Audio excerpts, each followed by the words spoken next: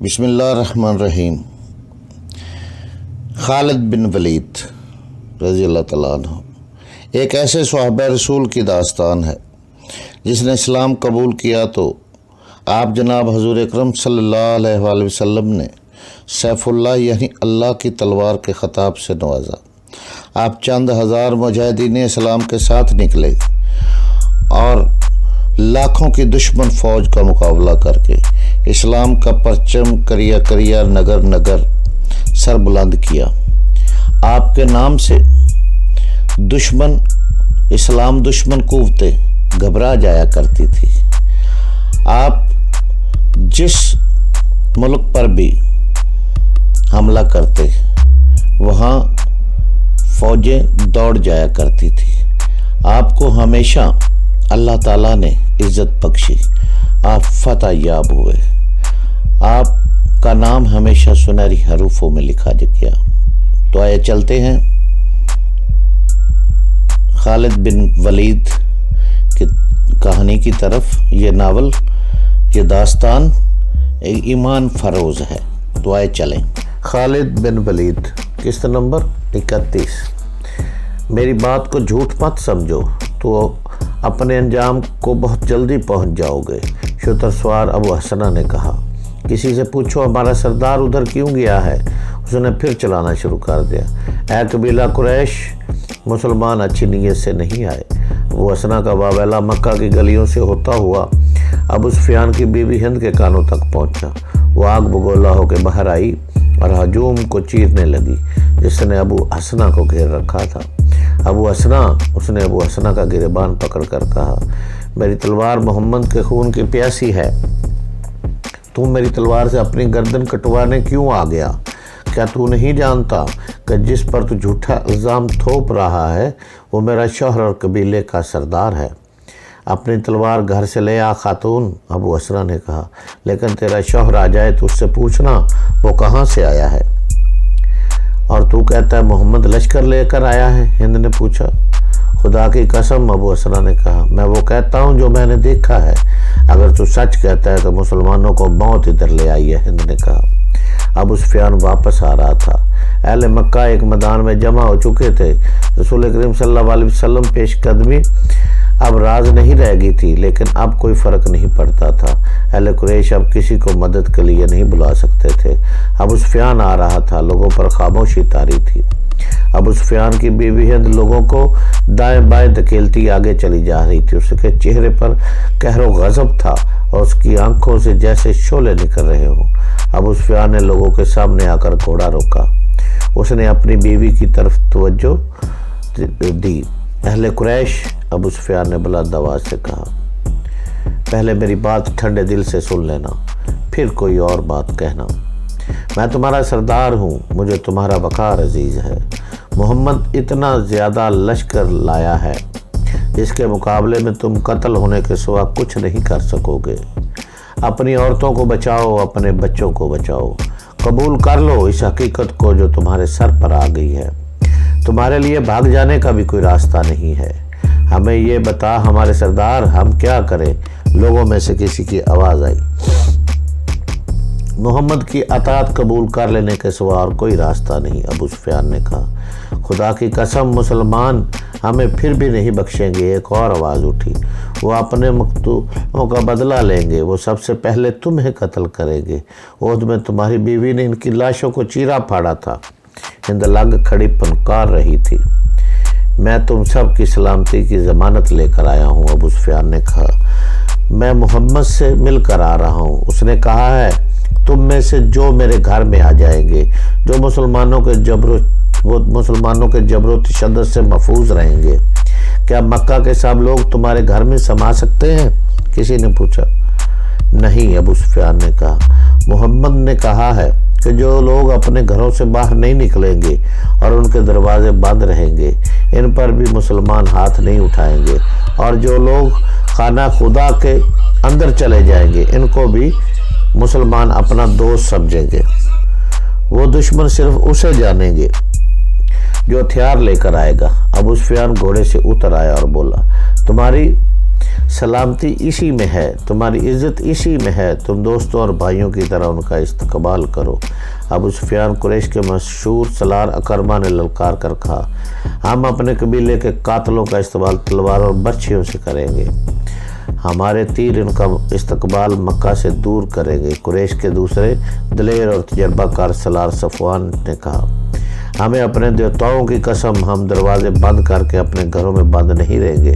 حالات کو دیکھو اکرمہ، ابو سفیان نے کہا، ہوش کی بات کرو صفوان، وہ ہم میں سے ہیں۔ آج خالد محمد کے ساتھ جا ملا ہے، تو مت بھول کہ اس کی بہن فاختہ تمہاری بیوی ہے۔ کیا تو اپنی بہن کے بھائی کو قتل کرے گا؟ تو اپنی بیوی کے بھائی کو قتل کرے گا؟ کیا تجھے یاد نہیں رہا کہ میری بیٹی ام حبیبہ محمد کی بیوی ہے؟ کیا تو یقین نہیں کرے گا کہ میں اپنے قبیلے کی عزت اور نموز کی خاطر مدینہ گیا تو میری اپنی بیٹی نے میری بات سننے سے انکار کر دیا تھا؟ میں محمد کے گھر میں چارپائی پر بیٹھنے لگا تو ام حبیبہ نے میرے نیچے سے چارپائی بچھی ہوئی چادر کھینچ لی تھی۔ باپ بیٹی کا دشمن نہیں ہو سکتا صفوان۔ مکہ کے لوگوں، میں اکرمہ اور سفیان اور 2-3 اور آدمیوں کے سوا کسی کی اب مجھے آواز نہیں سنائی دے رہی تھی۔ مورخوں نے لکھا ہے کہ قبیلہ قریش کی خاموشی ظاہر کرتی تھی کہ ان لوگوں نے ابو سفیان کا مشورہ قبول کر لیا تھا۔ ابو سفیان کے چہرے پر اطمینان کا تاثر آ گیا، مگر اس کی بیوی ہند جو الگ کھڑی پھنکار رہی تھی، تیزی سے ابو سفیان کی طرف بڑھی اور اس کی مونچھیں جو خاصی بڑی تھی اپنے دونوں ہاتھوں میں پکڑ لی۔ میں سب سے پہلے تجھے قتل کروں گی، ہند نے ابو سفیان کی مونچھیں زور زور سے کھینچتے ہوئے کہا۔ بزدل بوڑھے، تو نے قبیلے کی عزت خاک میں ملا دی۔ اس نے ابو سفیان کی مونچھیں چھوڑ کر اس کے منہ پر بڑی زور سے تھپڑ مارا اور لوگوں سے مخاطب ہو کر بولی، تم لوگ اس بوڑھے کو قتل کیوں نہیں کر دیتے جو تمہیں مسلمان کے ہاتھوں ذلیل و خوار کرنے کی باتیں کر رہا ہے؟ مورخ مغازی اور ابن سعد لکھتے ہیں، حضرت نے اپنے خامد کے ساتھ اتنا توہین آمیز سلوک کیا تو لوگوں پر سناٹا طاری ہو گیا۔ ابو سفیان جیسے بت بن گیا ہو۔ کرما اور سفیان ان کے درمیان آ گئے۔ ہم لڑیں گے ہند، صفوان نے کہا، اسے جانے دے، اس پر محمد کا جادو چل گیا ہے۔ ابو سفیان خاموش رہا۔ شام تک اہل قریش 2 حصوں میں بٹ چکے تھے۔ زیادہ تر لوگ لڑنے کے حق میں نہیں تھے، باقی سب اکرمہ اور سفیان اور ہند کا ساتھ دے رہے تھے۔ شام کے بعد سفیان اپنے گھر گیا۔ اس کی بیوی جس کا نام فاختہ تھا، خالد رضی اللہ تعالیٰ عنہ بن ولید کی بہن تھی، وہ بھی ابو سفیان کی باتیں سن چکی تھی۔ کیا میں نے ٹھیک سنا ہے کہ تم اپنے قبیلے کے سردار کی نافرمانی کر رہے ہو؟ فاختہ نے سفیان سے پوچھا۔ اگر فرما برداری کرتا ہوں تو پورے قبیلے کا وقار تباہ ہوتا ہے، سفیان نے کہا۔ قبیلے کا سردار بزدل ہو جائے تو قبیلے والوں کو بزدل نہیں ہونا چاہیے۔ سردار اپنے قبیلے کے دشمن کو دوست بنا لے تو وہ قبیلے کا دوست نہیں ہو سکتا۔ کیا تم مسلمانوں کا مقابلہ کرو گے؟ فاختہ نے پوچھا۔ تو کیا یہ تم پسند کرو گی کہ تمہارا شوہر اپنے گھر کے دروازے بند کر کے اپنی بیوی کے پاس بیٹھ جائے اور دشمن اس کے دروازے کے سامنے دندناتا پھرے؟ کیا میرے بازو ٹوٹ گئے؟ کیا میری تلوار ٹوٹ گئی؟ کیا تم اس لاش کو پسند نہیں کرو گی جو تمہارے گھر میں لائی جائے گی اور سارا قبیلہ کہے گا یہ ہے تمہارے خاوند کی لاش جو بڑی بہادری سے لڑتا ہوا مارا گیا؟ یا تم اس شوہر کو پسند کرو گی جو تمہارے پاس بیٹھا رہے گا اور لوگ تمہیں کہیں گے کہ یہ ہے ایک بزدل اور بے وقار آدمی کی بیوی جس نے اپنی بستی اور عبادت گاہ اپنے دشمن کے حوالے کر دی؟ تم مجھے کس حال میں دیکھنا پسند کرو گی؟ میں نے تم پر ہمیشہ فخر کیا ہے صفوان، فاختہ نے کہا۔ عورتیں مجھے کہتی ہے کہ تمہارا خاوند قبیلے کی آنکھ کا تارا ہے، لیکن اب حالات کچھ اور ہیں۔ تمہارے ساتھ دینے والے بہت تھوڑے ہیں۔ سنا ہے مدینہ والوں کی تعداد بہت زیادہ ہے اور اب میرا بھائی خالد بھی ان کے ساتھ ہے۔ تم جانتے ہو وہ لڑنے مرنے والا آدمی ہے۔ کیا تم اپنے بھائی سے مجھے ڈرا رہی ہو فاختہ؟ نہیں، فاختہ نے کہا، مجھے خالد مل جاتا تو میں اسے بھی یہی کہتی جو میں تمہیں کہہ رہی ہوں۔ وہ میرا بھائی ہے، وہ تمہارے ہاتھ سے مارا جا سکتا ہے، تم اس کے ہاتھ سے مارے جا سکتے ہو۔ تم ایک دوسرے کے مقابلے میں نہ آؤ۔ میں اس کی بہن اور تمہاری بیوی ہوں، لاش تمہاری ہو یا خالد کی، میرا غم ایک جیسا ہوگا۔ یہ تو کوئی عجیب بات نہیں بھاگتا، سفیان نے کہا۔ دشمنی ایسی پیدا ہو گئی ہے کہ باپ بیٹے کا اور بھائی بھائی کا دشمن ہو گیا ہے۔ اگر میں تمہارے رشتے کا خیال رکھوں تو تم میرے رشتے کا خیال نہ رکھو۔ فاختہ نے اس کی بات کاٹتے ہوئے کہا، قبیلے کا سردار تمہیں کہہ رہا ہے کہ لڑائی نہیں ہوگی، محمد کی اطاعت قبول کر لیں گے، پھر تم لڑائی کا ارادہ ترک کیوں نہیں کر دیتے؟ تمہارے ساتھ بہت تھوڑے آدمی رہ گئے ہیں۔ میں اطاعت قبول کرنے والوں میں سے نہیں ہوں، سفیان نے کہا۔ پھر میری ایک بات مان لو، فاختہ نے کہا، خالد کے سامنے آمنے نہ آنا، اسے میری ماں نے جنم دیا ہے، ہم دونوں نے ایک ماں کا دودھ پیا ہے، وہ جہاں کہیں بھی ہے، بہن یہی سننا چاہتی ہے کہ اس کا بھائی زندہ ہے، میں بیوہ نہیں ہونا چاہتی۔ صفوان، پھر اپنے بھائی سے جا کر کہو کہ مکہ کے قریب نہ آئے، صفوان نے کہا، وہ میرے سامنے آئے گا تو ہمارے رشتے ختم ہو جائیں گے۔ فاختہ کے آنسو صفوان کے ارادوں کو ذرا بھی متزلزل نہ کر سکے۔ رسول اکرم نے ایک اور انتظام کیا۔ انہوں نے چند ایک آدمی مختلف بحروپوں میں مکہ کے ارد گرد چھوڑ رکھے تھے، اور ان کا کام یہ تھا کہ مکہ سے کوئی آدمی باہر نکل کر کہیں جاتا نظر آئے تو اسے پکڑ لے۔ جاسوسی کا یہ اہتمام اس لیے کیا گیا تھا کہ قریش اپنے دوست قبیلوں کو مدد کے لیے نہ بلا سکے۔ دوسرے دن 2 شتر سواروں کو پکڑا گیا جو عام سے مسافر معلوم ہوتے تھے، انہیں مسلمانوں کے پڑاؤ میں لے جایا گیا۔ 1-2 دھمکیوں سے ڈرا کر انہوں نے اپنی اصلیت ظاہر کر دی۔ ان میں سے ایک یہودی تھا، دوسرا قریش قبیلے کا۔ وہ مکہ سے چند میل دور رہنے والے قبیلے بنو بکر کو اطلاع دینے کے لیے جا رہے تھے کہ مسلمان الحضر میں پڑاؤ کیے ہوئے ہیں۔ بنو بکر کو پیغام بھیجا جا رہا تھا کہ وہ مسلمانوں پر شب خون مارے، 2 اور قبیلوں کو بھی اپنے ساتھ ملا لیں۔ یہ پیغام یہ بھی تھا کہ مسلمان مکہ کے معاشرے میں لیں تو بنو بکر اور دوسرے قبیلے عقب سے ان پر حملہ کریں۔ ان سے پوچھا گیا کہ مکہ میں لڑائی کی تیاریاں کس پیمانے پر ہو رہی ہیں تو انہوں نے بتایا کہ ابو سفیان لڑائی نہیں چاہتا اور مکہ والوں کی اکثریت اس کے ساتھ ہے، صرف اکرمہ اور سفیان لڑیں گے، لیکن اس کے ساتھ بہت سے تھوڑے آدمی ہیں۔ ان دونوں آدمیوں کو ابو سفیان نے نہیں، اکرمہ اور صفوان نے بھیجا تھا۔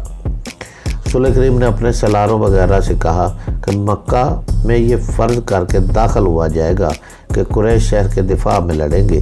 آپ نے اپنی فوج کو 4 حصوں میں تقسیم کیا۔ اس زمانے میں مکہ کی طرف 4 راستے جاتے تھے جو مکہ کے ارد گرد کھڑی پہاڑیوں میں سے گزرتے تھے۔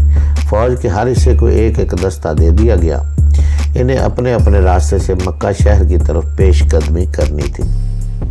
فوج کے حصوں کی 1 نفری سب سے زیادہ رکھی گئی تھی۔ ان کی کمان ابو عبیدہ رضی اللہ تعالیٰ عنہ کو دی گئی۔ حضرت رسول کریم کو اس دستے کے ساتھ رہنا تھا۔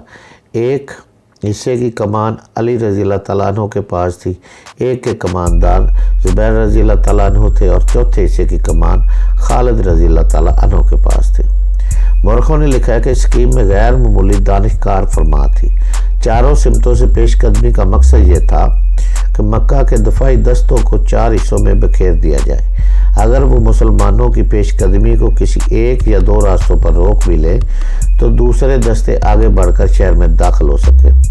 اس کے علاوہ فوج کی اس تقسیم کا مقصد یہ بھی تھا کہ قریش اگر دفاع میں نہ لڑے تو وہ کسی راستے سے بھاگ بھی نہ سکے۔ رسول اکرم صلی اللہ علیہ وسلم نے اس سکیم کے علاوہ جو احکام دیے وہ یہ تھے کہ قریش دفاع میں نہ لڑے تو ان پر ہاتھ نہ اٹھایا جائے، امن کا جواب پرامن طریقے سے دیا جائے، اگر کہیں جھڑپ ہو جائے تو زخمیوں کو قتل نہ کیا جائے بلکہ ان کی مرہم پٹی اور دیکھ بھال کی جائے، لڑنے والوں میں جو پکڑا جائے اس پر تشدد نہ کیا جائے اور نہ اسے قتل کیا جائے، اسے جنگی قیدی بھی نہ سمجھا جائے، اور ان میں سے کوئی بھاگ نکلے تو اسے بھاگ جانے دیا جائے۔ اسلامی لشکر کے 4 حصوں کو پیش قدمی کا حکم دے دیا گیا۔ 20 رمضان البارک 8 ہجری 11 جنوری 630 عیسوی کا دن تھا۔ اسلامی لشکر کے 3 حصے اپنے راستوں سے گزر کر مکہ میں داخل ہو گئے۔ کسی طرف سے ان پر ایک تیر بھی نہ آیا۔ شہر کا کوئی دفاع نہ تھا۔ قریش کی کوئی تلوار نیام سے نہ نکلی۔ لوگ گھروں میں بند رہے۔ کسی مکان کی چھت پر کوئی عورت یا بچے کھڑے نظر آتے تھے۔ مسلمان چوکنے تھے۔ شہر کا سکوت مشکوک اور ڈراؤنا تھا۔ ایسے لگتا تھا جیسے اس سکوت سے طوفان اٹھنے والا ہو۔ شہر سے کوئی طوفان نہ اٹھا۔ طوفان اٹھانے والے 2 آدمی تھے، ایک اکرما، دوسرا صفوان۔ دونوں شہر میں نہیں تھے۔ کئی اور آدمی بھی شہر میں نہیں تھے۔ وہ قریب ہی کہیں چھپے ہوئے تھے۔ وہ رات کو باہر نکل گئے تھے۔ ان کے ساتھ تیر انداز بھی تھے۔ ایک جیش تھا جو اس پہاڑی راستے کے قریب جا پہنچا جو خالد کے دستے کی پیش قدمی کا راستہ تھا۔ کرما اور صفوان کو معلوم نہیں تھا کہ اس اسلامی دستے کے قائد خالد ہے۔ کرما اور صفوان کا ایک آدمی کہیں بلندی پر تھا۔ اس نے خالد کو پہچان لیا اور اوپر سے دوڑتا نیچے گیا۔ اے صفوان، اس آدمی نے صفوان سے کہا، کیا تو ہمیں اجازت دے گا کہ تیری بیوی کے بھائی کو ہم قتل کر دیں؟ میری آنکھیں دھوکہ نہیں کھا سکتی۔ میں نے خالد کو دیکھا ہے۔ اپنے قبیلے کی عزت اور غیرت سے بڑھ کر مجھے کوئی چیز عزیز نہیں، صفوان نے کہا۔ اگر خالد میری بہن کا خاوند ہوتا تو آج میں اپنی بہن کو بیوہ کر دیتا۔ مت دیکھو کون کس کا بھائی، کس کا باپ اور کس کا خاوند ہے۔ کرما نے کہا، خالد میرا بھی کچھ لگتا ہے لیکن آج وہ میرا دشمن ہے۔ خالد کا دستہ اور آگے آیا، اس پر تیروں کی پہلی بچھاڑ آئی۔ خالد نے اپنے دستے کو روک لیا۔ اے اہل قریش، خالد نے بڑی بلند آواز سے کہا، ہمیں راستہ دے دو تو محفوظ رہو گے۔ ہمارے رسول کا حکم ہے کہ اس پر ہاتھ نہ اٹھانا جو تم پر ہاتھ نہیں اٹھاتا۔ کیا تمہیں اپنی جانیں عزیز نہیں؟ میں تمہیں صرف ایک موقع دوں گا۔